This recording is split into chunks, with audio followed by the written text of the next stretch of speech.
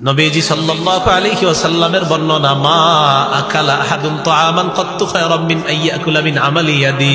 নবীজি বলেন, কোন ব্যক্তি নিজের হাতে উপার্জিত হালাল খাদ্যের চাইতে এত দামি খাদ্য সে কখনো খায় না। নিজের হাতের উপার্জিত হালাল খাদ্য আল্লাহ নবী দুনিয়ার সবচাইতে শ্রেষ্ঠ খাদ্য বলে ঘোষণা করলেন। ওয়া ইন্না নাবিয়াল্লাহি দাউদ আলাইহিস সালাতু ওয়াস সালাম কানা ইয়াকুলু মিন আমালি ইয়াদিহি।